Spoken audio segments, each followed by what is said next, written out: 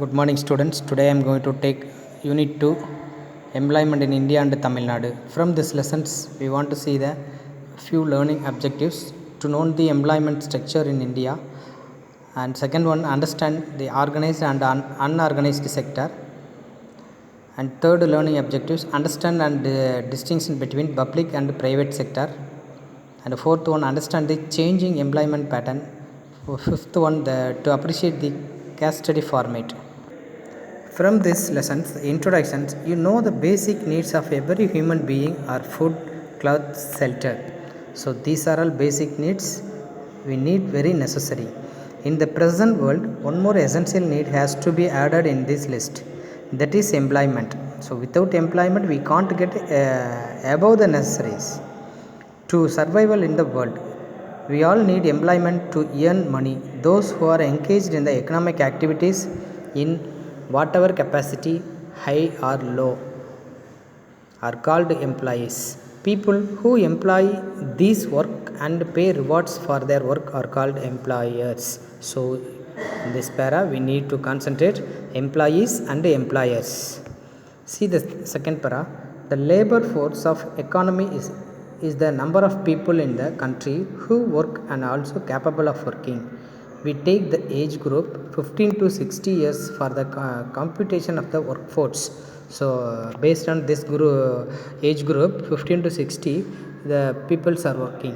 The persons who are less than 15 years are considered as a children's, and persons who have crossed 60 years of age are excluded and they are not physically fit to undertake a protective occupations. So above the 60 years, the peoples are not involving any work.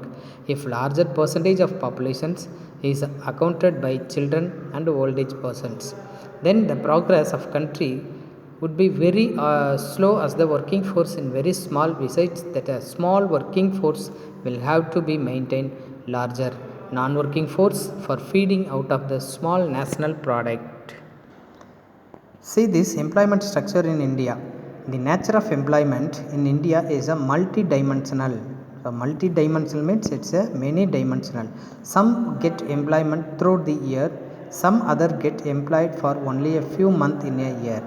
The economy is classified into three sectors: primary or agricultural sector, secondary or industrial sector, and tertiary and service sector.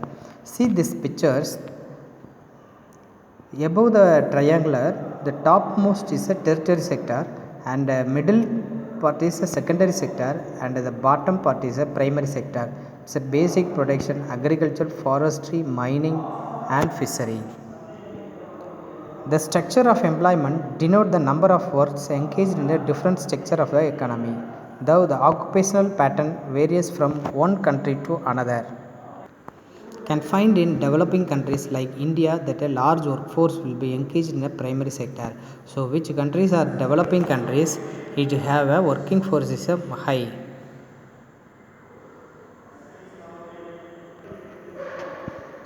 While a small proportion in a secondary and tertiary sectors, whereas in well developed countries the proportion of workforce engaged in agricultural will be very small, and majority of labor force will be in the industrial and tertiary sector. The employment has always featured as an important element of development policy in India. See the next para. The employment growth has increased at an average rate 2% during the past 4 decades from the year 1972 and 73. Okay students, I think today I hope I go to complete these lessons, and I'll start the lessons 2 tomorrow. Thank you.